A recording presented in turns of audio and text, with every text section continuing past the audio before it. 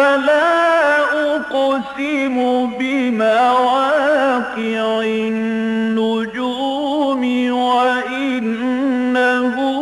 لقسم لو تعلمون عظيم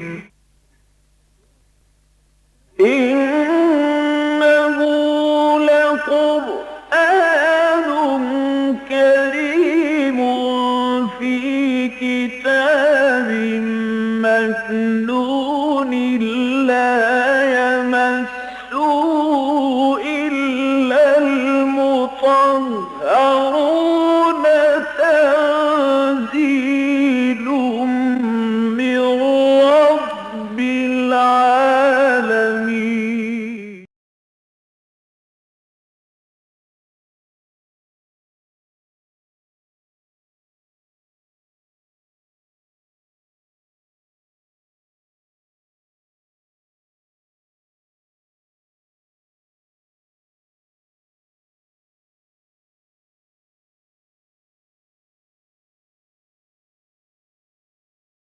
رب اشرح لي صدري ويسر لي امري واحلل عقدة من لساني يفقهوا قولي.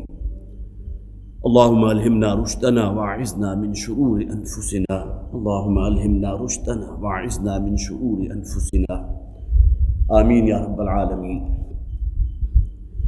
دو باتوں کا میں اعادہ کرنا چاہتا ہوں. سب سے پہلی بات تو وہ تھی کہ جو بڑی اصولی بات ہے، ان اللہ لا یغیر ما بقوم حتی یغیروا ما بانفسہم. اللہ تعالیٰ کسی قوم کی حالات میں کوئی تبدیلی واقع نہیں کرتا، اس میں کوئی اصلاح پیدا نہیں کرتا جب تک کہ اس قوم کا ایک ایک فرد اپنے اندر کوئی اصلاح پیدا نہ کرے.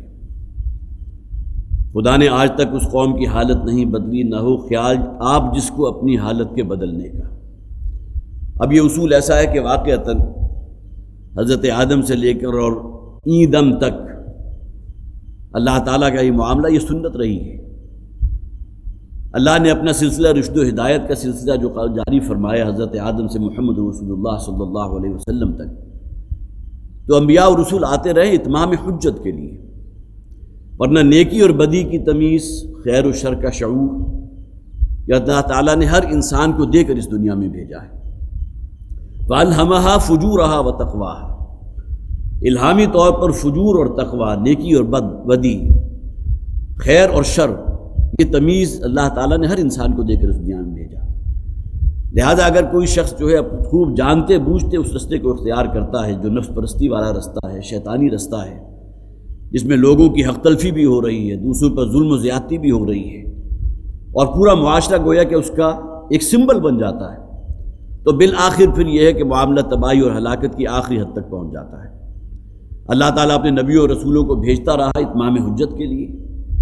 وقتاً فوقتاً یہ لوگ آتے رہے، لوگوں کو کے اندر اصلاح کا کام کرتے رہے، پھر یہ کہ خیر و شر کی جو تمیز اللہ نے ودیت کی تھی اس کو اجاگر کرنے کی کوشش کرتے رہے. پھر انسان کے اندر توحید بھی موجود ہے فطری طور پر. یہ مختلف خداؤں کا ماننا جو ہے، یہ انسان، جیسا کہ حضور نے فرمایا تھا کل مولود یولد علی الفطرہ، بنی نوع انسان کا ہر بچہ جو جس کی پیدائش ہوتی ہے وہ فطرت اسلام کی کلین سلیٹ لے کر آتا ہے. اور فطرت کیا ہے؟ وہ اصل میں اللہ کی معرفت ہے. اللہ نے جو بنیادی چیزیں انسان کے اندر ودیت کی ہیں اس بنیاد پر ہے. لیکن یہ اس کا معاشرہ ہوتا ہے، اس کے آباء و اجداد ہوتے ہیں، جو ماحول اسے میسر آتا ہے. فَأَبَوَاهُ يُهَوِّدَانِهِ أَوْ يُمَجِّسَانِهِ أَوْ يُنَصِّرَانِهِ. اس کے والدین اور اس کی جو بھی ماحول ہے وہ اس کو یہودی بنا دیتا ہے، نصرانی بنا دیتا ہے، یا کسی اور دین کا پیروکار بنا دیتا ہے. تو ان اللہ لا یغیر ما بقوم حتی یغیروا ما بانفسہم. یہ معاملہ جو ہے سوسائٹی کی ہر سطح پر ہونا چاہیے، اس لیے کہ کسی معاشرے کی بنیادی اکائی ایک فرد ہے. جب تک فرد کے اندر کوئی تبدیلی واقع نہیں ہوگی، وہ کسی عزم اور ارادے کے ساتھ جو ہے اس رستے کو اپنے لیے اختیار نہیں کرے گا جو ہدایت کا، فوز و فلاح کا رستہ ہے، تو ظاہر ہے کہ اس بات کی امید رکھنا کہ شاید پوری قوم کے اندر کوئی تبدیلی واقع ہو جائے، یہ کبھی ممکن نہیں ہے. دوسری بات جو خاص طور پر نوٹ کرنے کی ہے، لہو دعوت الحق والذین یدعون من دونہ لا یستجیبون لہم بشیء الا کباسط کفیہ الی الماء. بڑی پیاری تمثیل بیان کی گئی. یہ مشرکین عرب جن ہستیوں کو پکار رہے ہیں، جنہیں انہوں نے اپنا خدا قرار دے دیا ہے، حالانکہ ان کی حیثیت کیا ہے، لن یخلقوا ذبابا ولو اجتمعوا لہ۔ میں ایک تفسیر کا مطالعہ کر رہا تھا تو اس میں یہ الفاظ تھے کہ یہ کسی مکھی کا پر یا مچھر کی ٹانگ بھی پیدا نہیں کر سکتے۔ یہ تمہارے بڑے بڑے معبود جو ہیں جن کے سامنے تم سجدہ ریز ہوتے، ان کی تو اپنی خلقی کی کیفیت کے یہ عالم ہے۔ لن یخلقوا ذبابا ولو اجتمعوا، قرآن حکیم میں تو یہ کہا گیا کہ مکھی کی تخلیق پر بھی قادر نہیں ہے، لیکن ایک تفسیر میں یہ الفاظ موجود تھے کہ مکھی کا پر اور مچھر کی ٹانگ بھی پیدا نہیں کر سکتے۔ کجا یہ کہ تم ان کے سامنے حاجت روائی کرتے ہو، ان سے مدد مانگتے ہو، ان سے اوراد طلب کرتے ہو، کوئی اگر بیمار ہو جائے تو جا کر اس کے چرنوں میں جا کر نظر نیاز کرتے ہو۔ تو یہ گویا کہ وہ شے ہے جس کی یہاں بڑی پیاری تمثیل کی گئی، اس شخص کی مثال کہ جس نے اپنے دونوں ہاتھ بلند کیے ہوئے اور ہتھیلیاں اس کی پانی کی طرف ہیں۔ اس کو آپ تصور کر سکتے ہیں کہ کوئی شخص فرض کیجیے مفلوج ہے، وہ ہل نہیں سکتا، پیاس کی شدت سے مرا جا رہا ہے، کچھ ہی فاصلے کے اوپر پانی موجود ہے لیکن وہ وہاں تک پہنچ نہیں سکتا، اور وہ اگر یہ کرے کہ وہی کھڑا کھڑا جو ہے یا لیٹا لیٹا اپنے دونوں ہتھیلیوں کو پھیلا دے اور پانی کی طرف اس امید میں کہ شاید پانی خود اس کی ہتھیلیوں میں جمع ہو جائے، اتنی سکت اس میں ہے کہ اپنی ہتھیلیوں کو اپنے منہ تک لے جا کر جو ہے اپنے پیٹ کی پیاس بجھا سکے، اپنی تشنگی دور کر سکے۔ تو بڑی پیاری تمثیل بیان کی گئی۔ بالکل یہی معاملہ اس شخص کا ہے کہ جو ان اپنے جھوٹے خداؤں کو، جو گویا کہ ان کے نزدیک تو وہ انہیں جھوٹا نہیں سمجھتے تھے، وہ تو ان کے معبود تھے، ان کے سامنے سجدہ ریز ہوتے تھے، ان کے لیے نظر نظارے سب کچھ کرتے تھے۔ تو یہی مثال ہے کہ گویا کہ وہ سامنے کھڑے ہیں ان کے کہ جو نہ کچھ سن سکتے ہیں، نہ یہ کہ اپنا کوئی نظر و نفع اس کے اوپر قادر ہیں، نہ تمہاری کوئی دعا جو ہے اس کو قبول کر سکتے ہیں، نہ تمہاری کوئی مدد کر سکتے ہیں۔ بالکل اسی شخص کی طرح کہ جس نے اپنے دونوں ہتھیلیاں پانی کی طرف رکھ کے کھڑا ہے اور وہ اس امید میں ہے کہ شاید پانی خود بخود وہاں سے اٹھ کر آ جائے گا اور اس کے منہ پہ جا کر اس کی پیاس کو رفع کر دے گا۔ اس کے بعد آخری آیت جو ہم نے پچھلی مرتبہ پڑھی تھی وہ آیت سجدہ تھی۔ اب آئیے اگلا آج کا درس، قل من رب السماوات والارض۔ یہ لفظ قل کو نوٹ کیجئے، مولانا اصلاحی نے اس کی بڑی پیاری تفصیل کی ہے کہ قل کا لفظ جو ہے وہ قرآن حکیم میں کہہ دینے کے لیے بھی ہے، قل قال یقول، اس سے امر کا صیغہ قل ہے۔ اس کے اندر سوال کرنے کا جو ہے وہ مفہوم بھی موجود ہے، آپ ان سے پوچھئے،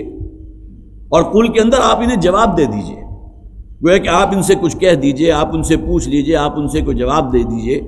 یا آپ ان کے سامنے ببانگ دہل اس بات کا اعلان کر دیجئے، قل یا ایھا الکافرون لا اعبد ما تعبدون۔ وہاں تو گویا کہ ببانگ دہل اس بات کا اعلان کیا گیا کہ اے کافرو، میں تو ہرگز بندگی نہیں کروں گا ان ہستیوں کی جن کی تم کر رہے ہو۔ تو قل کے اندر یہ تمام مفہوم موجود ہیں کہ جس میں پوچھنا بھی ہے، سوال کرنا بھی ہے، جواب دینا بھی ہے، کوئی شے بتا دینا بھی ہے، علی الاعلان کسی شے کا اظہار کرنا بھی۔ قل من رب السماوات والارض، اے نبی ان سے پوچھئے کہ کون ہے اس زمین و آسمان کا رب؟ قل اللہ، آپ انہیں جواب دے دیجئے کہ اللہ ہے۔ یہاں اصل میں بین السطور ان تفاصیل کا یہاں ذکر نہیں کیا گیا جو قرآن حکیم میں اور مقامات پر بیان ہوئی ہیں۔ وَلَئِن سَأَلْتَهُم مَّنْ خَلَقَ السَّمَاوَاتِ وَالْأَرْضَ لَيَقُولُنَّ اللَّهُ، سورہ عنکبوت میں موجود ہے۔ اے نبی اگر آپ ان سے سوال کریں گے، پوچھیں گے کہ زمین و آسمان کو کس نے پیدا کیا تھا، لَيَقُولُنَّ اللَّهُ، یہ لازماً کہیں گے کہ اللہ نے، اس لیے کہ ان میں سے کسی شخص کو اتنی ہمت نہیں ہے کہ زمین اور آسمان کی تخلیق میں اپنے کسی جھوٹے خدا کو شریک کر دے کہ اس خدا نے، اس دیوتا نے زمین پیدا کی تھی، اس نے آسمان پیدا کیا۔ سَيَقُولُونَ لِلَّهِ وَلَئِن سَأَلْتَهُم مَّن نَّزَلَ مِنَ السَّمَاءِ مَاءً فَأَحْيَا بِهِ الْأَرْضَ بَعْدَ مَوْتِهَا لَيَقُولُنَّ اللَّهُ۔ اے نبی اگر آپ ان سے سوال کریں کہ کون ہے کہ جو آسمان سے بارش نازل فرماتا ہے اور پھر اس کے ذریعے تمہاری زمین سیراب ہوتی ہے اور پھر ہر نوع کے جو ہے تمہیں فصلیں حاصل ہو رہی ہیں، تمہیں پھل اور میوے مل رہے ہیں،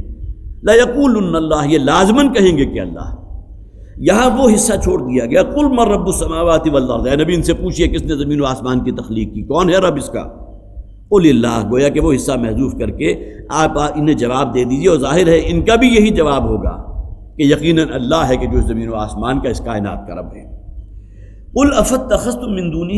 دُونِهِ أَوْلِيَاءَ، پھر آپ ان سے پوچھئے کہ پھر تم نے اللہ کے سوا اور کتنوں کو اپنا معبود بنا دیا؟ یہ سوالیہ انداز ہے۔ کیا تم نے پکڑ لیا اور ہستیوں کو اللہ کے سوا اپنا رب؟ لا یملکون لانفسہم نفعا ولا ضرا، کہ انہیں کوئی اختیار حاصل نہیں ہے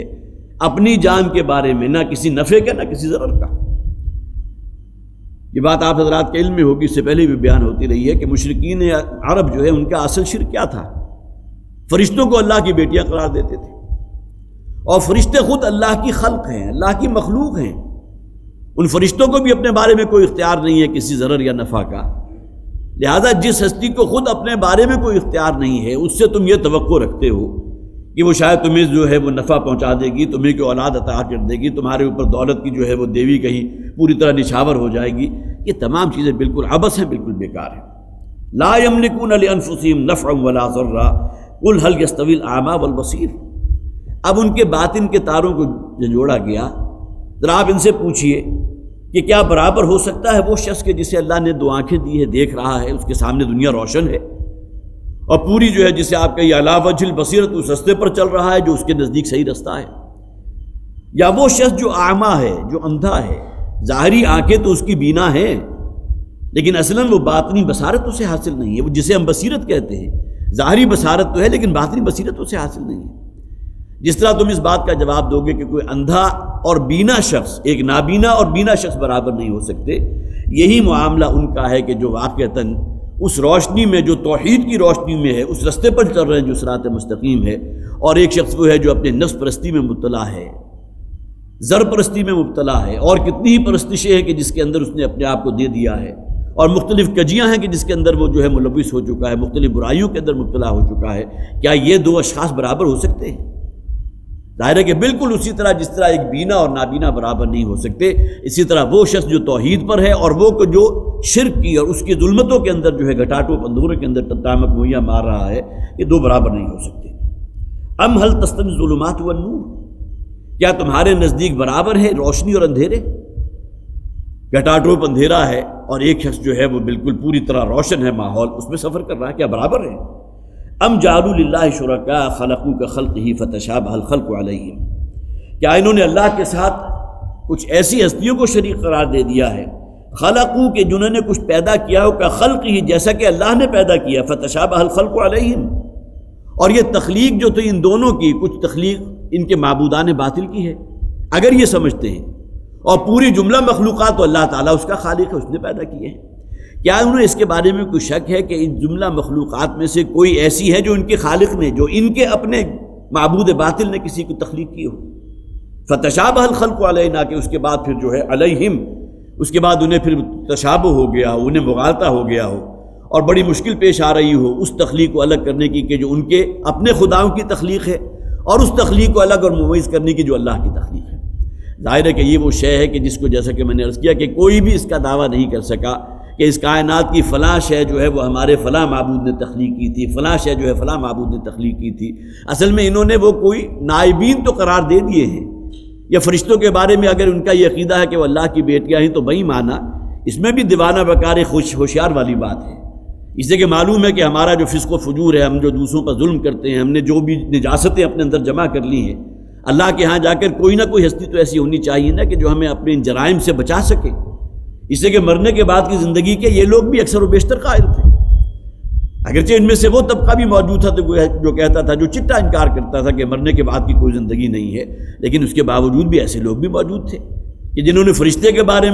بارے میں یہ عقیدہ جو ہے اپنے ذہن میں پال لیا تھا کہ اللہ کی بیٹیاں ہیں، اور اللہ کے وہ قیامت کے دن ہمارے کام آئیں گی، اور ہمارے جو بھی گناہ ہیں، جو بھی فسق و فجور ہے، جو ظلم اور زیادتیاں ہیں، ان سے گویا کہ ان کی جو نوبت ہوگی جس کی بنیاد پر انہیں جہنم میں ڈالا جائے گا، اس سے بچا لیں گے۔ یہ عقیدہ ان کے ہاں موجود تھا۔ تو فتشابہ الخلق علیہم، کہ ان کے اندر کوئی تشابہ پیدا ہو گیا، کوئی شک پیدا ہو گیا کہ کوئی تخلیقات جو ہیں وہ تو اللہ کی ہے، اور کچھ مخلوقات ایسی ہیں کہ جو ان کے کچھ معبودان نے پیدا کی ہیں۔ قل اللہ خالق کل شیء وہو الواحد القہار، اے نبی کہہ دیجئے کہ ہر شے کا خالق تو اللہ ہے، جو اس کائنات کا خالق ہے، جو تمہارا خالق ہے۔ وہو الواحد القہار، وہ الواحد ہے، الاحد ہے، یکتا ہے، یونیک ہے، اکیلا ہے، القہار، اور ایبسولوٹ کنٹرولر ہے، ہر شے کا کنٹرول اس کے ہاتھ میں ہے۔ جیسا کہ پچھلی دفعہ جو ہم نے آیات پڑھی تھی اس میں اس کائنات کے نظام کی طرف توجہ دلائی گئی تھی کہ اتنا مستحکم، اتنا مضبوط، اتنا متوازن، اتنا معتدل نظام کہ جس کا ہم تصور نہیں کر سکتے، اور یہ بڑے بڑے اجرام فلکی جس طرح اپنے دائروں میں حرکت کر رہے ہیں، بغیر عمد ترونہا کے الفاظ آئے تھے، کوئی ایسی قوتیں ہیں، غیر مرئی ستون ہیں جس کی بنیاد پر یہ چیزیں اپنے اپنے مدار میں حرکت کر رہی ہیں۔ اور آج ہمیں پتہ ہے کہ وہ تمام جو ہے سینٹریپیٹل فورسز ہیں، کشش ثقل کا نظام ہے، تمام کرے اپنی طرف ایک دوسرے کو کھینچ رہے ہیں، لیکن اس کے اندر اتنا توازن ہے کہ کوئی کرہ جو ہے اپنے اس مدار سے ایک جو ہے جسے آپ کہیے کہ 1 سینٹی میٹر ملی میٹر بھی حرکت نہیں کر سکتا۔ جس ہستی نے اس کائنات کے اس نظام کو بنایا ہے، اس کی خلاقیت اور اس کی ربوبیت کے بارے میں تم اور کیا تصور کرو گے؟ قل اللہ خالق کل شیء وهو الواحد القہار، اے نبی کہہ دیجئے کہ ہر شے کا خالق تو اللہ ہے، اور وہ الواحد ہے، احد ہے، القہار ہے، اور وہی ہر شے کو کنٹرول کیے ہوئے ہیں۔ انزل من السماء ماء فسالت اودیۃ بقدرها، اب ایک اور بڑی پیاری تمثیل ہے۔ اس سے پہلے بھی میں عرض کرتا رہا ہوں کہ مکی جو صورتیں ہیں ان کے اندر مختلف انداز اسالیب اختیار کیے گئے ہیں۔ کچھ ایسی چیزیں جو تمہارے عام طور پر مشاہدے میں آتی تھی، جو فطرت کی طبیعی اصول ہیں، یہ بات اپنی جگہ حقیقت ہے کہ اگر کوئی شخص کسی شے کو بار بار مستقل دیکھ رہا ہو تو اس کی اہمیت اس کے سامنے نہیں رہتی۔ سورج روز طلوع ہوتا ہے، پھر نصف النہار پر پہنچتا ہے، پھر غروب ہو جاتا ہے، پھر ستارے جگمگانے لگتے ہیں، پھر چاند جو ہے اپنی مختلف شکلیں بدلتا ہے۔ یہ تمام چیزیں ہمارے مشاہدے کی ہیں۔ اسی طرح بادل دیکھے ہیں، وہ آ رہے ہیں اور آ کر پانی برسائیں گے اور اس کے بعد آگے نکل جائیں گے، کسی اگلی وادیوں کو سیراب کریں گے، یہ ہمارے مشاہدے کی چیزیں ہیں۔ پھر ہواؤں کا چلنا اگر بہت نرم روئی کے ساتھ چل رہی ہیں تو ہم کہیں گے باد نسیم ہے، اور اگر کہیں اس کے اندر جو ہے آگ بگولا کوئی ایسا آ گیا ہے کہ جسے باد سرسر کہا جائے، باد سموم کہا جائے، جو جھلس کر رکھ دے ہر شے کو، اللہ کے عذاب کی شکل ہے۔ یہ تمام چیزیں ہمارے مشاہدے کی ہیں۔ تو قرآن حکیم میں مکی صورتوں میں گویا کہ فطرت کے ان خابیدہ تاروں کو بھی چھیڑا گیا جو تمہارے عام مشاہدے کی چیزیں ہیں۔ افلا ينظرون الى الابل کیف خلقت، ذرا اونٹ کی تخلیق پر غور کرو، اللہ تعالیٰ نے کتنا اسے اپنے ماحول کے ساتھ سازگار بنا دیا۔ وإلى الجبال کیف نصبت، پہاڑوں کو دیکھو میخوں کی طرح گاڑ دیا۔ وإلى الارض کیف سطحت وإلى السماء کیف رفعت، آسمان کو دیکھو، اپنی زمین کو دیکھو، تمہارے مشاہدے کی چیزیں ہیں۔ اسی طرح عام مشاہدے کی شے بھی ہے کہ جب کوئی سیلاب آیا کرتا تھا تو سیلاب کے اوپر بڑا جھاڑ جکار اور جھاگ جو ہے بہت موٹی طے اس کی جمع ہو جاتی تھی، اور ظاہر ہے کہ جن علاقوں میں بارش نہیں ہوتی وہاں اگر کبھی بارش آئے تو چونکہ نکاسی کا نظام نہیں ہے، پہاڑوں پر سے وادیوں پر سے ہوتا ہوا وہ طوفانی ریلا جب نیچے آتا ہے تو وہ سیل کی شکل اختیار کر لیتا ہے، اور پھر دیکھنے والے یہ دیکھتے ہیں کہ اس کے اوپر جھاگ ہے اور جھاڑ جکار جمع ہو چکا ہے اور پانی نیچے نظر نہیں آ رہا ہے، اوپر آپ کو صرف جھاگ نظر آ رہی ہے۔ جس طرح آپ اگر چلے جائیں دریائے سوات، دریائے کنہار، جب وہ اوپر ہوتا ہے تو جھاگ جھاگ محسوس ہوتی ہے، نیچے پانی نظر نہیں آتا۔ یہ عام مشاہدے کی شے تھی، لیکن قرآن حکیم نے اس کو جس اعتبار سے لیا ہے کہ اصل شے جو تمہیں نظر نہیں آ رہی، جو پانی ہے، اصل کام کی شے تو وہ ہے، اور جو اوپر تمہیں جھاگ نظر آ رہا ہے، جس کے اوپر میل کچیل بھی ہے، کہیں جھاڑ جکار بھی ہے، کہیں پتے بھی ہے اوپر تیر رہے ہیں، بظاہر نظر آنے والی وہ شے ہے، لیکن اس کی حقیقت کوئی نہیں ہے، اس کے اندر جسے کہا جائے کوئی مداومت نہیں ہے، اس سے کوئی لوگ نفع حاصل نہیں کریں گے، بلکہ وہ بالکل اسی طرح جس طرح کوئی باطل شے ہوتی ہے وہ تمہاری نگاہوں سے اوجھل ہو جائے گی، تمہیں نظر نہیں آئے گی یا خشک ہو کر ختم ہو جائے گی۔ تو انزل من السماء ماء، اللہ تعالیٰ نے آسمان سے بارش نازل فرمائی، پانی نازل فرمایا، فسالت اودیۃ بقدرها، تو اس کے بعد تمام وادیاں جو ہیں اپنی اپنی وسعت کے مطابق اس پانی کو لے کر بہنے لگی۔ یہ بڑا پیارا انداز ہے، گویا کہ وادی بہہ رہی ہے، بظاہر تو پانی اس کے اوپر جو ہے وہ نشیب کی طرف آتا نظر آ رہا ہے، لیکن یہ کہ گویا کہ وادی بہہ رہی ہے۔ فاحتمل السیل زبدا رابیا، اور اس کے بعد وہ پانی کا جو سیل تھا، جو نیچے پانی ہے، وہ اپنے اوپر اٹھا لاتا ہے ایک پھولی ہوئی جھاگ، جس میں جیسا کہ میں نے عرض کیا پتے بھی ہے، جھاڑ جکار بھی ہے، کچھ درختوں کی ٹہنیاں بھی، یہ تمام چیزیں سطح پر ہیں، اور اسی کے اندر بڑی دبیز طے جو ہے وہ جھاگ کی بھی ہے۔ اور دوسری مثال وَمِمَّا يُوقِدُونَ عَلَيْهِ فِي النَّارِ ابْتِغَاءَ حِلْيَةٍ أَوْ مَتَاعٍ زَبَدٌ، اور وہ شے جسے تم آگ میں دھونکتے ہو، آگے چونکہ حلیہ کا لفظ آ رہا ہے، لہذا گہنے تیار کرنے کے لیے، زیورات تیار کرنے کے لیے جو تم سونے کو پگھلاتے ہو یا چاندی کو پگھلاتے ہو، تو پگھلانے کا عمل تو چونکہ عام انسان کے مشاہدے کی بات نہیں ہے، لیکن وہ لوگ کہ جو اس پروفیشن سے وابستہ ہیں ان کے علم میں ہے۔ جب کٹھالی میں ڈال کے اس سونے کو پگھلایا جاتا ہے، چاندی کو یا کسی دھات کو پگھلایا جاتا ہے، تو اس کے اوپر بھی میل کچیل کی ایک جو ہے وہ پوری تہ آ جاتی ہے، اور وہ اصل سونا یا چاندی یا وہ قیمتی دھات نیچے جو تہ میں موجود ہے وہ نظر نہیں آ رہی۔ بظاہر یوں محسوس ہوگا کہ یہ جھاڑ جکار یا یہ جو میل کچیل ہے اس کا غلبہ ہے، اور اصل شے جو اندر موجود تھی وہ تمہاری نگاہوں سے اوجھل ہے، لیکن حقیقت کیا ہوگی کہ جو بھی سونار ہوگا وہ ان تمام چیزوں کو جو میل کچیل ہے، جو اس کے اوپر جھاگ آ گئی ہے، اس کی سطح تو دور کر کے پھینک دے گا اور خشک ہو کر فضا میں تحلیل ہو جائے گی، اور اصل شے جس سے زیورات بنایا کرتے ہیں یا جس سے تمہارے گہنے بنتے ہیں وہ تمہارے ہاتھ آ جائے گی۔ گویا کہ وہ شے جس سے لوگ نفع حاصل کرتے ہیں، وہ شے تو وہ ہے جو برقرار رہے گی، جس سے جیسا کہ آیا تھا یہاں کہ ما ينفع الناس، جو لوگوں کے لیے نفع والی شے ہے، جو پانی ہے یا وہ دھات ہے جس سے تم اپنے گہنے بناتے ہو، وہ تو موجود ہے، لیکن جو شے اس کے اوپر آ چکی ہے، جو بظاہر تمہیں جو غالب نظر آ رہی ہے، وہ بالآخر اس کا کوئی وجود نہیں ہوگا۔ یہ بالکل وہی بات ہے کہ جب یہ قرآن حکیم کی دعوت پیش کی جا رہی ہے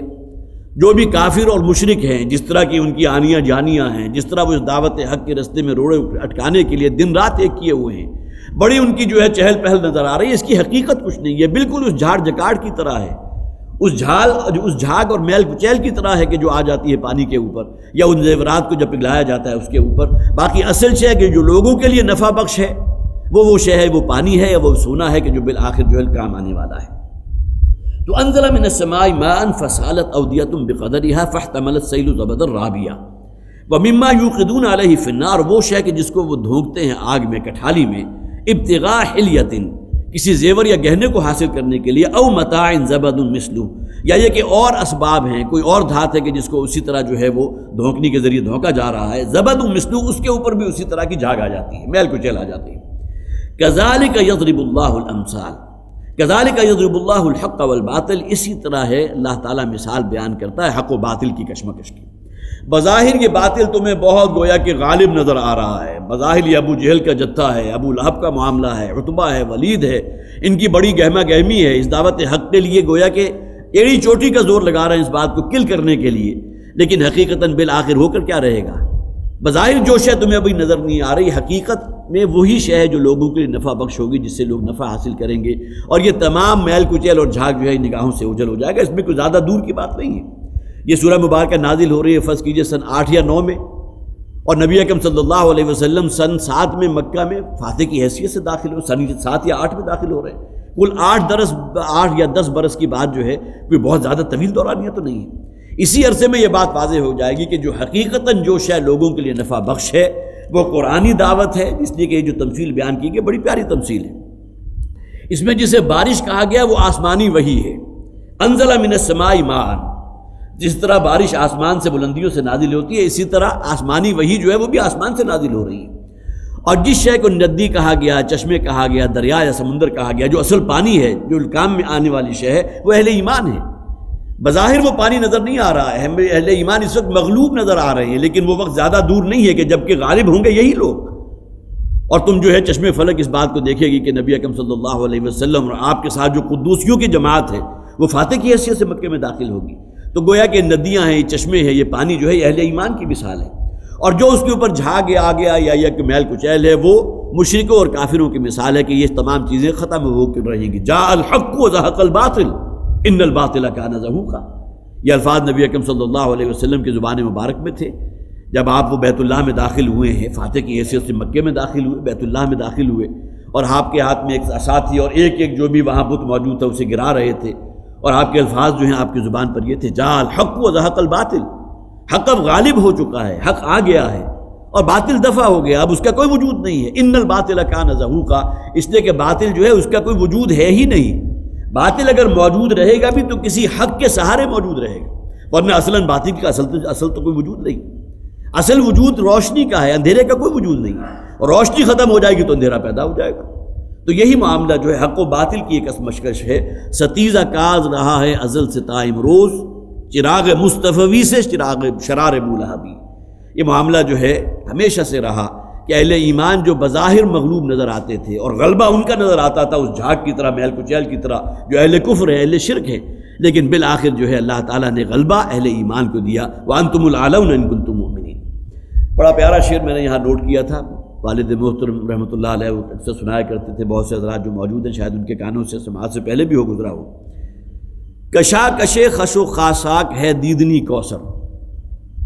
اس لیے کہ سیلاب کے عالم میں جو اوپر تنکے جمع ہو گئے، کوئی پتے جمع ہو گئے، کوئی جھاگ جمع ہو گئی، اس کے اندر جو کشمکش ہے یہ بڑی دیدنی شے ہے، بظاہر نظر آ رہی ہے کہ یہ جو سیلاب آ رہا ہے اس کے اوپر یہ جو بھی کشمکش ہو رہی ہے۔ کشاکش خش و خاشاک ہے دیدنی کوثر، الجھ رہے ہیں زمانے سے چند دیوانے، اس لیے کہ بہرحال جو اندر جو اصل شے ہے، جو اہل ایمان ہیں، وہ اصل میں اس زمانے کے خلاف کشمکش کر رہے ہیں۔ بظاہر بڑی ہلچل نظر آ رہی ہے، بڑی رونق ہے، بڑی گہما گہمی ہے، ان تمام وہ قوتیں جو شیطانی قوتیں ہیں، لیکن اصل میں جنہیں غلبہ حاصل ہوگا اور جو لوگوں کے کام آنے والی ہیں، جو لوگوں کے لیے نفع بخش ہیں۔ یہاں ایک تفسیر کا میں مطالعہ کر رہا تھا تو بڑی پیاری بات انہوں نے لکھی تھی کہ ڈارون کی جو ایولیوشن کی تھیوری تھی اس کے اندر تھا کہ بقا للاصلح، کہ جو شے بھی اپنے ماحول کے ساتھ سازگار ہوگی بالآخر بقا اس کو حاصل ہوگی، سروائیول آف دا فٹسٹ۔ اسی بنیاد کے اوپر اس کا پورا فلسفہ ہے کہ کسی حیوان کے اندر کوئی عضو تھا اور ماحول میں جو ہے سازگاری نہیں ہوئی تو بالآخر جو ہے چند نسلوں کے اندر اس کا وہ عضو جو تھا یا وہ شے کہ جو اس کے جسم کے ساتھ لگی ہوئی تھی بالآخر تحلیل ہو گئی. یہ اس کی تھیوری کی بنیاد ہے. جبکہ قرآن حکیم کی تھیوری کیا ہے؟ اس کے لیے الفاظ انہوں نے استعمال کیے بقاء للانفع. یہ سروائیول ان کی ہوگی جو لوگوں کے لیے نفع بخش ہے، جو قرآنی ہدایت ہے، جو ایمان والے ہیں، جو اہل ایمان ہیں، جو متقی ہیں. بظاہر غلبہ ان قوتوں کا ہے جو شیطانی قوتیں ہیں، لیکن بالآخر جو شے لوگوں کے لیے نفع بخش ہے، سروائیول آف دا فٹسٹ اس معنی میں نہیں کہ جو ماحول سے سازگار ہو گئی تو وہی بس سروائیول اس کا ہوگا. ماحول تو شیطانی ہے، ماحول تو ان قوتوں پر مبنی ہے کہ جو انسان کی نفس پرستی پر مبنی ہے. لیکن یہ کہ انسان یہاں اگر قرآن کا مطالعہ کریں گے تو باقی رہ جانے والی شے وہ ہوگی ما ینفع الناس، جس سے لوگ نفع حاصل کریں گے، جو لوگوں کے لیے نفع بخش ہوگی، جو واقعتاً وہ شے ہے کہ جسے ہم حق کہتے ہیں. فَأَمَّا الزَّبَدُ فَيَذْهَبُ جُفَاءً،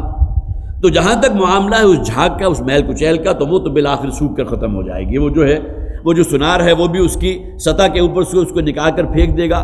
اور جو جھاگ تمہیں جو سیلاب کے اوپر نظر آ رہی ہے وہ بھی جو ہے فضا میں تحلیل ہو جائے گی. وَأَمَّا مَا يَنفَعُ النَّاسَ فَيَمْكُثُ فِي الْأَرْضِ، اور جو شے لوگوں کے لیے نفع بخش ہے، لوگوں کے کام آنے والی ہے، وہ زمین میں اپنا قرار پکڑ لے گی. اس سنار نے بھی اس سے اصل جو جوہر تھا، جو سونا یا چاندی یا قیمتی دھات تھی، وہ حاصل کر لی. اور اسی طرح پانی زمین میں جذب ہو گیا، گویا کہ اب وہ اس کی قوت نمو کا سبب بنے گا. کذالک یضرب اللہ الامثال، اسی طرح اللہ تعالیٰ جو ہے یہ مثالیں بیان فرماتا ہے. تو یہ دو مثالیں جو یہاں بیان کی گئی بڑی بلیغ مثالیں ہیں، جس میں گویا کہ حق و باطل کے جو کشمکش ہو رہی ہے، اور اس میں بظاہر باطل بڑا غالب نظر آ رہا ہے، اس کی جو ہے بڑی گہما گہمی نظر آ رہی ہے، بڑی اس کی قوتیں جو ہیں اپنے آپ کو ثابت کرنے کے لیے تلی ہوئی ہیں. لیکن اصل جو مدد اللہ تعالیٰ کی حاصل ہونے والی ہے وہ انہی لوگوں کو جو اہل حق ہے اور اہل ایمان لوگ ہیں. للذین استجابوا لربہم الحسنی، وہ لوگ کہ جو اپنے رب کا حکم مانتے ہیں، اپنے رب کی پکار پر لبیک کہنے والے ہیں، ان کے لیے حسنہ ہے، ان کے لیے بھلائی ہے. حسنہ اس دنیا میں بھی اللہ تعالیٰ انہیں بہترین جو ہے اس دنیا میں بھی اس کا جو ہے بدلہ عطا فرمائے گا، اور آخرت کا اجر و ثواب تو ان کے لیے یقینی ہے ہی. والذین لم یستجیبوا لہ، اور وہ لوگ کہ جو اللہ کا حکم نہیں مانتے، اس کے سامنے سر تسلیم خم نہیں کرتے، اس کی استجابت نہیں کرتے. لو ان لہم ما فی الارض جمیعا ومثلہ معہ لافتدوا بہ، اگر ان کے پاس ہو اس زمین میں جو کچھ بھی ہے، یہاں مراد کیا ہے؟ اس دنیا کے خزانے تمام بھی ان کو حاصل ہو جائیں، ومثلہ معہ،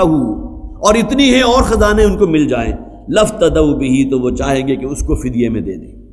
اب یہاں بھی گویا کہ محذوف کر دیا گیا، اس لیے کہ اور جگہوں پر اس بات کو بڑا نکھار کر واضح کیا گیا. سورہ معارج کے الفاظ میں آپ کو سناتا ہوں.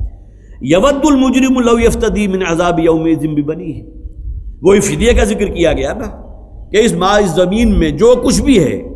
اگر تمام سونے چاندی زیورات ہر شے ان کو حاصل ہو جائے، تمام جواہرات ان کے تصرف میں آ جائیں، اور وہ قیامت کے دن اس عذاب سے چھٹکارا حاصل کرنے کے لیے اسے فدیے میں دینا چاہیں، تب بھی گویا کہ ان کے لیے کفایت نہیں کرے گا. یہ کام ہوگا ہی نہیں. وہاں تو کسی شے کوئی شے جو ہے فدیے کے طور پر وصول نہیں کی جائے گی. واتقوا یوما لا یجزی نفس عن نفس شیئا ولا یقبل منها شفاعۃ ولا یؤخذ منها عدل ولا هم ينصرون. نہ کسی کی کوئی شفاعت ہوگی، نہ کسی کے جو ہے کوئی کسی کے کام آ سکے گا، نہ کوئی شے فدیے میں دی جا سکے گی. وہاں تو اصل میں کام آنے والی شے جو ہے انسان کا اپنا ایمان ہے، اس کے اعمال ہیں، اعمال صالحہ ہیں. تو لافتدوا بہ، یہاں فرمایا گیا اگر وہ تمام چیزیں بھی فدیے میں دے دیں، دینا چاہیں، جو یقیناً نہیں ہو سکے گا، تب بھی گویا کہ اللہ کے عذاب سے انہیں نہیں بچایا جا سکے گا. یود المجرم لو یفتدی، سورہ معارج میں فرمایا گیا کہ اس دن یہ مجرم جو اب اس آگ میں جھونکے جانے والے ہیں، وہ چاہیں گے لو یفتدی من عذاب یومئذ ببنیہ، کہ اس عذاب سے بچنے کے لیے وہ فدیے میں دے دیں. کس کو؟ اپنے بیٹوں کو، وصاحبتہ واخیہ، اور اپنی بیوی کو اور اپنے بھائیوں کو، وفصیلتہ التی تؤویہ، اور تمام اپنے اعزاء و اقارب کو، تمام رشتہ داروں کو، کنبے قبیلے کے تمام لوگوں کو فدیے میں دے کر اگر کسی طرح جہنم سے وہ بچ سکیں تو وہ اس کے لیے بھی تیار ہو جائیں گے. اب یہ کیفیت ہے کہ جس کو یہاں مختصر الفاظ میں بیان کیا گیا. لافتدوا بھی آگے محذوف کر دیا گیا. سب چاہیں گے کہ فدیے میں دے دیں اگر اس دنیا و مافیا کی تمام گویا کہ خزانے بھی ان کے ہاتھ میں آ جائیں، اور اس سے وہ چاہیں گے کہ کسی طرح اس برے دن کے عذاب سے بچ سکیں. اولئک لہم سوء الحساب، اور ان کے لیے اس دن ہوگا بہت برا حساب. بخاری کی ایک روایت ہے، حضرت عائشہ صدیقہ رضی اللہ تعالی عنہا، انہوں نے حضور سے سوال کیا کہ قرآن حکیم میں جو فرمایا گیا حسابا یسیرا، کہ یہ حساب ان سے بڑا آسان حساب لیا جائے گا، اس کے معنی کیا ہے؟ تو اس پر حضور نے فرمایا کہ اس دن قیامت کے دن جب اعمال نامہ اللہ تعالیٰ تمام لوگوں کے، اور ان میں حدیث کے الفاظ ہیں کہ جن کے داہنے ہاتھ میں تھمایا جائے گا وہ اصحاب الیمین ہے۔ گویا کہ یہ خوشخبری ہے، بشارت ہے اس بات کی کہ اب ان کے لیے جنت ہے اور اللہ کی رضا انہیں حاصل ہو کر رہے گی۔ اللہ تعالی ہمارا شمار ان لوگوں میں فرمائے اور ہمیں واقعتاً وہ توفیق عطا فرمائے کہ ہم وہ کام کریں، اس رستے کو اختیار کریں جو اللہ تعالیٰ کے ہاں گویا کہ ہمیں اس انجام تک پہنچانے والا ہے۔ اور جن لوگوں کا اعمال نامہ ان کے بائیں ہاتھ میں تھمایا جائے گا وہ اس بات کی انڈیکیشن ہوگی اہل جہنم میں سے۔ اور پھر حضور نے فرمایا لیکن اس دن جس شخص کے بھی کہیں باز پرس ہو گئی، الفاظ یہ ہیں کہ حضور کہ اللہ تعالیٰ اس دن اعمال نامے کو سرسری انداز میں دیکھے۔ گویا کہ ایک کیفیت وہ ہوگی جس کی ایک مثال اگر میں آپ کے سامنے رکھوں کہ اگر کسی آقا کو اپنے غلام کے بارے میں یہ اعتماد ہے کہ وہ وفادار ہے، وہ اسے دھوکہ نہیں دے گا، اگر اس سے کوئی معمولی لغزشیں ہو جاتی ہیں، کوئی کوتاہیاں ہو جاتی ہیں، خطا ہو جاتی ہے، بھول چوک ہو جاتی ہے، تو ان تمام چیزوں کو اس کا وہ آقا جو ہے وہ گویا کہ غص بصر کرے گا، اس سے اعراض کرے گا، اسے معاف کر دے گا، اس لیے کہ اسے معلوم ہے کہ اس کا یہ غلام اس کے لیے وفادار ہے اور اگر کوئی موقع آیا تو اس کے لیے جان کی بازی لگانے کو بھی تیار ہے۔ لیکن اگر کسی آقا کو اپنے غلام کے بارے میں اعتماد ہی نہ ہو، وہ یہ سمجھتا ہو کہ وقت آنے پر یہ جو ہے وہ جان بچا کر بھاگ جائے گا یا مجھے دھوکہ دے گا، اس کی وفاداری پر اگر اطمینان نہیں ہے تو اب اس کی چھوٹی سے چھوٹی غلطی ہو اس کے اوپر بھی باس پر کرے گا۔ یہی معاملہ گویا کہ قیامت میں ہوگا کہ جو اہل ایمان ہیں، جن کی زندگی کا رخ صحیح تھا، جن کے نزدیک آخرت دنیا پر مقدم تھی،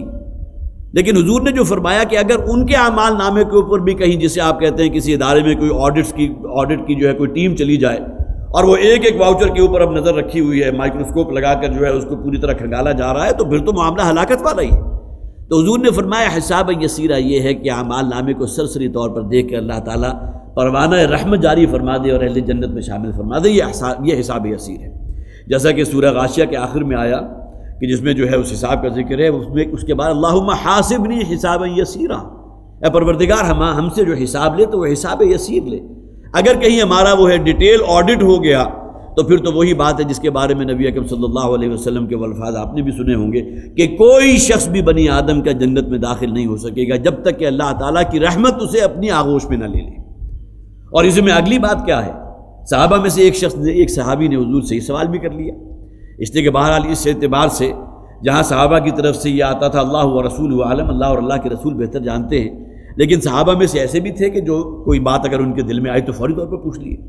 تو اسی طرح ان صحابی نے حضور سے سوال کر لیا کیا حضور آپ کا معاملہ بھی یہ ہوگا؟ تو حضور نے فرمایا کہ ہاں میرا معاملہ بھی یہ ہے کہ جب تک اللہ کی رحمت میرے شامل حال نہیں ہوگی میں بھی جنت میں داخل نہیں ہو سکوں گا۔ اس لیے کہ آدمی ذرا اس کو انالیسس کرے تو کسی شخص کو اس دنیا میں اگر نیکی اور بھلائی کی توفیق حاصل ہوتی ہے وہ بھی اللہ کی رحمت کا ظہور ہے۔ بدوؤں کے بارے میں قرآن میں کہا گیا کہ اے نبی آپ کے سامنے آ کر احسان دھر رہے ہیں اپنے ایمان کا، قُل لَا تَمُنُّوا عَلَيَّ إِسْلَامَكُمْ، اے نبی آپ ان سے کہہ دیجئے کہ اپنے اسلام لانے کا کوئی دھونس اور کوئی احسان میرے اوپر نہ دھرو، بَلِ اللَّهُ يَمُنُّ عَلَيْكُمْ أَنْ هَدَاكُمْ لِلْإِيمَانِ، بلکہ اصل میں تو تمہیں اللہ کا احسان مند ہونا چاہیے، تمہیں اللہ کا سامنے گویا کہ شکر گزاری اختیار کرنی چاہیے، یہ اللہ کا احسان ہے تمہارے اوپر کہ اس نے تمہیں ایمان اور اسلام کی دولت کے لیے چن لیا ہے، یہ اللہ کا احسان ہے۔ تو یہ اگر انسان کے اندر کہیں جو ہے معاملہ طرز فکر پیدا ہو جائے تو پھر وہ بربادی اور تباہی ہوگی۔ والذین لم یستجیبوا له لو ان لهم ما فی الارض جميعا ومثله معه لافتدوا به اولئک لهم سوء الحساب، اور یہ وہ لوگ ہیں کہ جن سے پھر بہت برا حساب لیا جائے گا، ان کے لیے بڑا برا حساب ہوگا۔ اور اسی ضمن میں عرض کر رہا تھا کہ حساب یسیر کیا ہے، اللہم حاسبنا حسابا یسیرا، اللہم حاسبنا حسابا یسیرا، ومأواہم جہنم، اور ان کا ٹھکانہ پھر جہنم ہوگی، وبئس المہاد، اور وہ بہت ہی بری جگہ ہے۔ افمن یعلم انما انزل الیک من ربک الحق، بھلا وہ شخص کے جو خوب علم رکھتا ہے اس بات کا کہ جو شے آپ پر اے نبی صلی اللہ علیہ وسلم نازل کی گئی ہے وہ آپ کے رب کی طرف سے حق ہے، کمن ہوا اعمیٰ، کیا یہ برابر ہو جائے گا اس شخص کے کہ جو اندھا ہے؟ بالکل وہی بات جو پچھلی آیات میں ہم نے پڑھی، روشنی اور اندھیرا کبھی برابر نہیں ہو سکتے۔ اسی طرح جو فرمایا گیا تھا کہ اندھا اور وہ شخص جسے اللہ نے بینائی دی ہے کبھی برابر نہیں ہو سکتے۔ یہی معاملہ ان لوگوں کا ہے کہ جو اس قرآن کو حق مانتے ہیں اور اس قرآن میں جو شے بھی نازل ہوئی ہے وہ ایمان بالآخرت ہے، ایمان بالرسالت ہے، ایمان بالغیب ہے، ہر شے کو حق مانتے ہیں، اس پر ایمان رکھتے ہیں، کیا یہ لوگ برابر ہو سکتے ہیں ان لوگوں کی کمن ہوا اعمیٰ جو بالکل اندھے ہو چکے، جن کے سوچنے سمجھ کی صلاحیتیں جو ہے وہ برباد ہو چکی اپنے نفس پرستی کی وجہ سے؟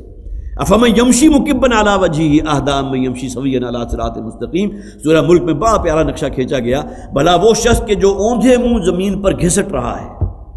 اور واقعتاً بڑی بلیغ تمثیل ہے کہ جو شخص صرف دنیا پرستی اور اپنے ہی من کے اندر ہے، اپنا ہی حسن کا دیوانہ بنا ہوا ہے، اس کا جسے آپ کہیں گے کہ اس کی ویژن تو برا دور تک نہیں جائے گی، وہ تو گویا کہ زمینی خواہشات ہی کی طرف اوندھے منہ زمین پر گھسٹ رہا ہے۔ افمن یمشی مکبا علی وجہہ، جو گویا کہ اوندھے منہ اس زمین پر گھستا ہوا آگے چل رہا ہے، کیا وہ برابر ہو سکتا ہے امن یمشی سویا علی صراط مستقیم،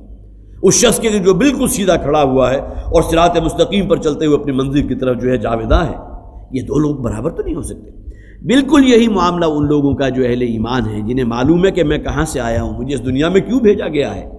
جن کے اندر اللہ تعالیٰ نے خیر و شر کی تمیز تو ان میں بھی رکھی تھی، ان میں بھی رکھی ہے، لیکن انہوں نے اس کو بالا تر رکھا ہے۔ ان لوگوں نے اس خیر و شر کی تمیز کو اپنی نفسانی خواہشات کے اندر دفن کر دیا ہے۔ اب یہ شخص ہے کہ جس کے سامنے منزل بھی ہے، اسے معلوم ہے کہ میری آخری منزل اوسط زندگی جو ہے وہ آخرت کی زندگی ہے۔ اب ان دونوں لوگوں کی سوچوں کے اندر زمین و آسمان کا فرق ہوگا۔ ایک وہ ہے کہ جس کے نزدیک پرائرٹی نمبر 1 اس کی اپنی ذات ہے، اپنا مفاد ہے۔ بدقسمتی یہ ہے کہ آج کا جو بھی ایرا ہے اس کو دیکھ لیجئے، خواہ وہ ہمارے سیاستدان ہوں، خواہ جو بھی اللہ نے کوئی جاہ و جلال، کوئی جو بھی جاہ و عظمت عطا کیا ہے بظاہر، لیکن معلوم ہوتا ہے کہ تمام صرف اپنے ویسٹڈ انٹرسٹ ہیں، اپنے مفادات ہیں۔ اس قوم کا بھلا، اس قوم کے لیے کوئی خیر کا معاملہ کسی کے دل میں نہیں۔ تمام ترجیحات میں اولین ترین ترجیح جو ہے ان کی اپنی ذات ہے۔ افمن یمشی مکبا علی وجہہ، اپنی ہی ذات کے اندر محصور ہو کر اس زمینی خواہشات کے اندر جو ہے انسان اپنے آپ کو دفن کر دے تو یہ شخص برابر نہیں ہو سکتا اس کے مقابلے میں کہ جو بالکل سیدھا چلتا ہے وہ اپنی منزل کی طرف چل رہا ہے۔ افمن یعلم انما انزل الیک من ربک الحق کمن هو اعمی، بھلا وہ شخص جو خوب یقین رکھتا ہے کہ جو ہے نبی آپ پر نازل کیا آپ کے رب کی طرف سے وہ حق ہے، کیا وہ برابر ہو جائے گا اس شخص کے جو اعمیٰ ہے، جو اندھا ہے؟ انما یتذکر اولو الالباب، یقیناً اس سے تذکر اور یاد دہانی اور نصیحت اور عبرت آموزی تو حاصل وہی کرتے ہیں جو اولو الالباب ہیں، جو واقعتاً عقل و خرد والے ہیں، جو دانش مند لوگ ہیں۔ اس دنیا کی ظاہری دانش جسے ہم مادی دانش کہیں گے وہ کچھ اور ہو سکتی ہے، لیکن یہ کہ اصل دانش، اصل حکمت، اصل وزڈم وہ ہے کہ انسان جو ہے واقعتاً اس زندگی کے لیے اپنا اسباب فراہم کرے جو مرنے کے بعد کی زندگی اور اصل زندگی ہے۔ انما یتذکر اولو الالباب، یقیناً ان تمام باتوں سے، اس قرآن سے اور اس دعوت حق سے نصیحت تو وہی حاصل کریں گے جو اولو الالباب ہیں، عقل مند اور ہوش مند لوگ ہیں۔ الذین یوفون بعہد اللہ، دیکھیے اگلی آیات کے اندر اب جو ہے 9 اوصاف بیان کی گئے۔ اولو الالباب ہیں کون؟ جسے قرآن بھی اہل دانش کہے گا، دانش مند لوگ، عقل و خرد رکھنے والے لوگ، حکمت اور دانائی سے مزین لوگ، وہ کون ہیں؟ الذین یوفون بعہد اللہ، سب سے بنیادی وصف ان کا یہ ہے کہ جنہوں نے اپنے اللہ سے کیے ہوئے وعدے کو پورا کیا۔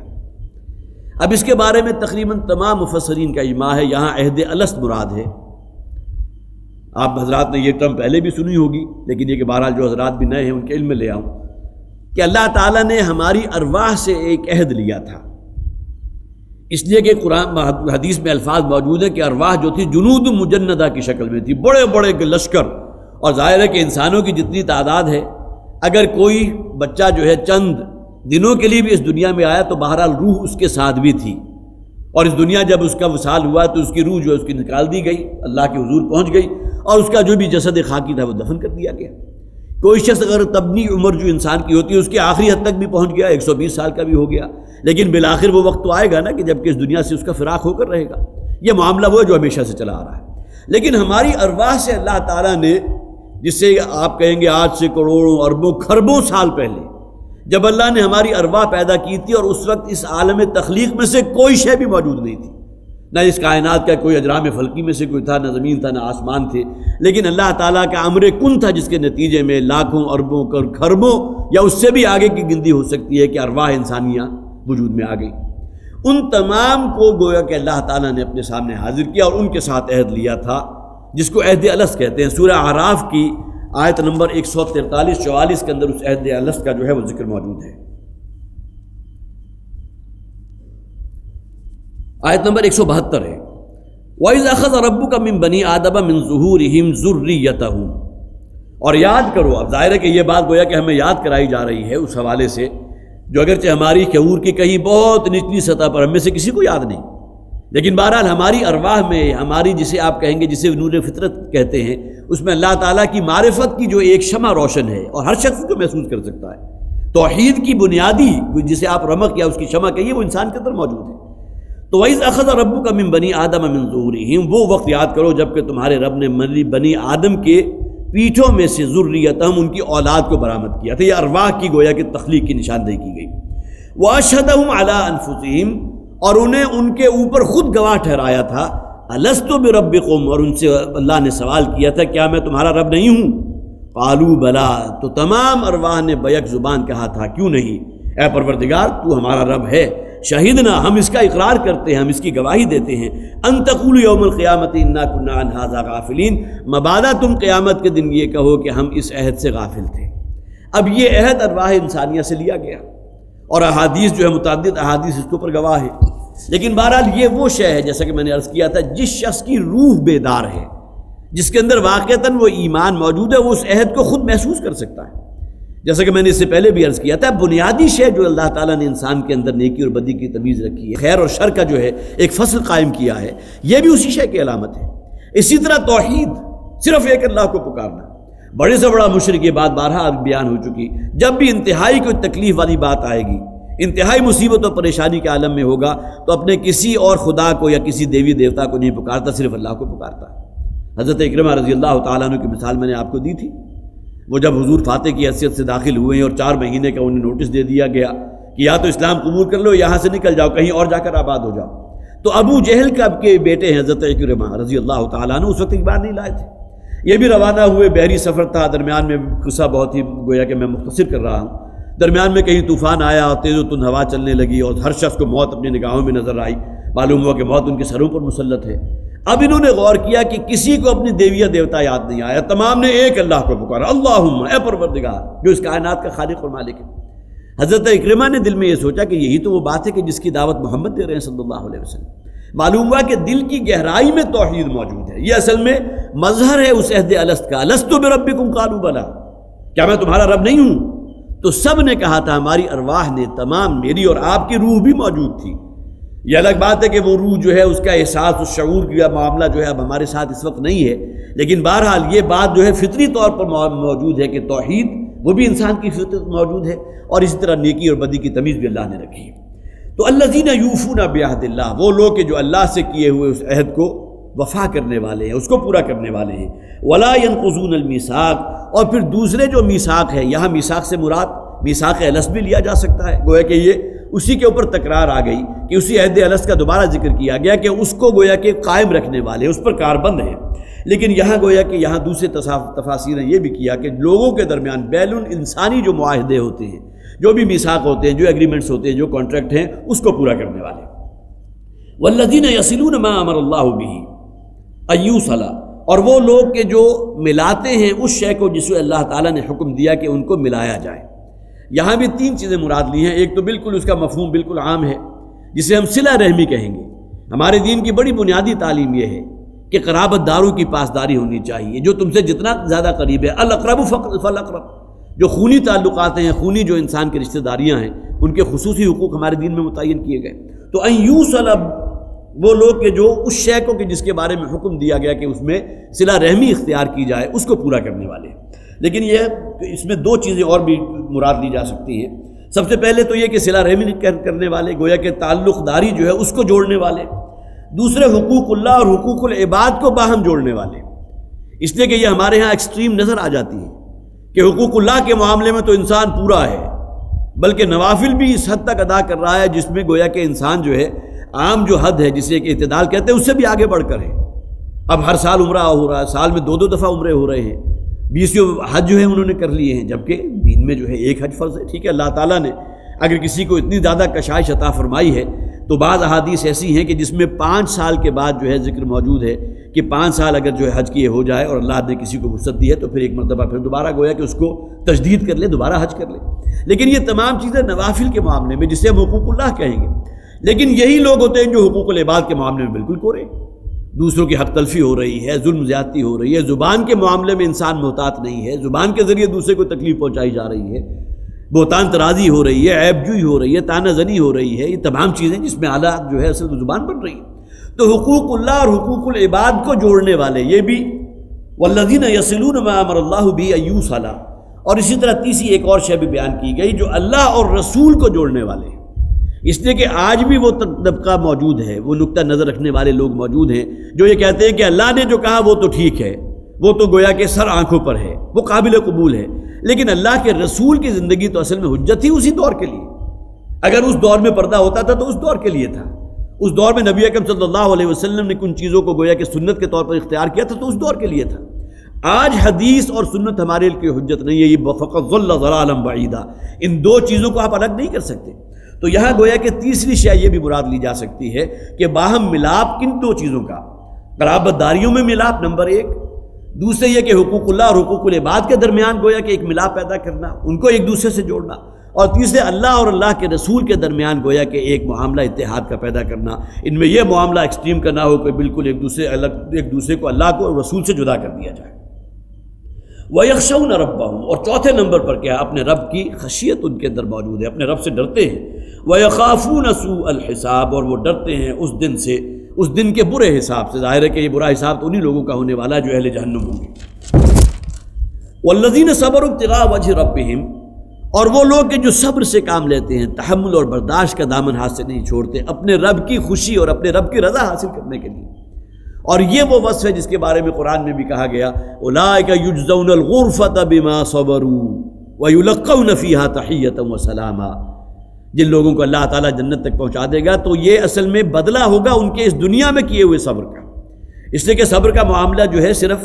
کسی بیماری پر یا کسی حادثے پہ یا کسی تکلیف میں صبر کر لینا نہیں، بلکہ اپنے نفس کو روکنا اور اسے اللہ کی اطاعت کا خوگر بنانے کی کوشش کرنا، یہ بھی صبر ہے۔ یہ صبر علی الطاعہ ہے، اللہ کی اطاعت گزاری کے اندر اپنے اوپر کنٹرول کرنا، اپنے نفس کو روکنا، نفسانی خواہشات کے اوپر قدغن لگانا، یہ بھی صبر ہے۔ کوئی مصیبت آ گئی، بیماری ہے، کوئی تکلیف ہے، اس کو برداشت کرنا، یہ بھی صبر ہے۔ پھر سب سے بڑھ کر صبر کیا ہوگا، اللہ کے دین کے رستے میں جو تکلیف آ رہی ہے، جو صحابہ کرام نے جھیلی ہے، اس کو برداشت کرنا اور اس کے اندر جو ہے انسان کے پائے ثبات میں کوئی لغزش پیدا نہ ہو، یہ بھی صبر ہے۔ تو اولئک یجزون الغرفۃ بما صبروا، یہ وہ لوگ ہیں کہ جنہیں اللہ تعالیٰ جنت میں غرفات عطا فرمائے گا، وہاں عالی شان محلات ان کے لیے متعین کیے جائیں گے، مخصوص کیے جائیں گے، بما صبروا، ان کے صبر کی وجہ سے۔ تو والذین صبروا ابتغاء وجہ ربہم، وہ لوگ کہ جو صبر سے کام لیتے ہیں اپنے رب کی رضا حاصل کرنے کے لیے۔ واقاموا الصلاۃ، پھر نماز پر کاربند ہیں، نماز کو قائم رکھنے والے ہیں۔ وانفقوا مما رزقناہم سرا وعلانیہ، اور پھر جو بھی ہم نے انہیں دیا ہے اس میں سے خرچ کرنے والے ہیں، علی الاعلان بھی، اور پھر یہ کہ مخفی طور پر، پوشیدہ طور پر بھی۔ وَيَدْرَؤُونَ بِالْحَسَنَةِ السَّيِّئَةِ، اور پھر یہ کہ کسی برائی کو اپنے سے دور رکھنے والے، بہت ہی اچھائی کے ساتھ، اچھے طریقے کے ساتھ۔ اولئک لہم عقبی الدار، یہ وہ لوگ ہیں کہ جن کے لیے آخرت کا گھر ہے، جن کے لیے اللہ نے مخصوص کر دیا ہے آخرت میں ان غرفات کو اور ان محلات کو اور عالی شان رہائش گاہوں کو کہ جن لوگوں کے نصیب میں آنے والی ہے۔ تو یہ وہ ہوش مند لوگ ہیں، اولو الالباب ہیں، جن میں 9 اوصاف کا ذکر کیا گیا۔ الذین یوفون بعہد اللہ، جو لوگ اس عہد الست کی پاسداری کرنے والے ہیں۔ گویا کہ زندگیوں کا نقشہ یہ ہے کہ جو عہد اللہ سے انہوں نے کیا تھا کہ ہم صرف تیری ہی بندگی کریں گے اور صرف تو ہی ہمارا رب ہے، اور ربوبیت کے تمام تقاضوں کو ادا کریں گے، اس پر پورے اترنے والے ہیں۔ ولا ينقضون الميثاق، بین الانسانی جو بھی معاہدے ہو گئے ہیں، جو بھی کانٹریکٹس ہیں، جو بھی ایگریمنٹس ہیں، ان کو پورا کرنے والے۔ والذین یصلون ما امر اللہ بہ، اور نمبر 3، جن چیزوں کا اللہ نے حکم دیا ہے کہ ان کے درمیان جو ہے وصل پیدا کریں، ان کے ایک دوسرے سے جوڑیں، ان پر پورے اترنے والے۔ ویخشون ربہم، نمبر 4 یہ کہ اللہ کی خشیت اور اللہ کا خوف اپنے اندر رکھنے والے۔ ویخافون سوء الحساب، اور نمبر 5 اس آخرت کے برے حساب سے ڈرنے والے۔ والذین صبروا ابتغاء وجہ ربہم، اور نمبر 6 وہ لوگ کہ جو صبر سے کام لینے والے اپنے رب کی رضا حاصل کرنے کے لیے۔ اور نمبر 7 واقاموا الصلاۃ، نماز پر کاربند۔ اور نمبر 8 وانفقوا مما رزقناہم سرا وعلانیہ، جو اللہ نے انہیں دیا ہے اس میں سے خرچ کرنے والے، علی الاعلان بھی اور مخفی طور پر بھی۔ اور نمبر 9 ویدرؤون بالحسنۃ السیئۃ، یہ 9 حکم دیے گئے ہیں۔ اور یہاں ان 9 حکموں کو ذرا جوڑ لیجئے، اگرچہ سب تو نہیں، لیکن نبی اکرم صلی اللہ علیہ وسلم کی جو حدیث آپ نے اکثر سنی ہوگی کہ میرے رب نے مجھے 9 باتوں کا حکم دیا۔ اگرچہ یہاں یہ الفاظ نہیں ہے کہ میں بھی تمہیں اس کا حکم دیتا ہوں، اس لیے کہ جن اوصاف کا ذکر کیا گیا وہ بہت اونچے درجے کے اوصاف ہیں۔ اگرچہ وہ پوری حدیث اس وقت میرے سامنے، لیکن انشاءاللہ کبھی موقع ہوگا تو پوری حدیث بھی میں آپ کو سنا دوں گا۔ لیکن 2 چیزیں خاص طور پر میں یہاں ذکر کرنا چاہ رہا ہوں، جس میں ہے ان اصل من قطعنی، کہ میں جو شخص مجھ سے قطع تعلق اختیار کرے، قرابت دار ہو سکتے ہیں، سگا بھائی ہو سکتا ہے، آپ کا بلڈ ریلیٹو ہو سکتا ہے، ان اصل من قطعنی، کہ جو شخص مجھ سے قطع تعلق کرے میں اس سے جڑوں۔ اب اس میں انسان کو جس طرح اپنے اس نفس کی قربانی دینی پڑتی ہے، انسان کی انا درمیان میں آتی ہے کہ جب میرا کوئی قصور نہیں ہے تو میں کیوں اس کے ساتھ تعلق قائم کروں۔ جبکہ فلاں شخص یا فلاں میرا بھائی فلاں قرابت دار، اصل جرم تو اس کا تھا، اصل قصور تو اس کا تھا، اسے معافی مانگنی چاہیے۔ ان اصل من قطعنی واعطی من حرمنی، اور جو شخص مجھے محروم کرے میں اسے دوں۔ یہ ان 9 باتوں میں سے 2 باتیں ہیں جو گویا کہ یہاں بھی آ گئی،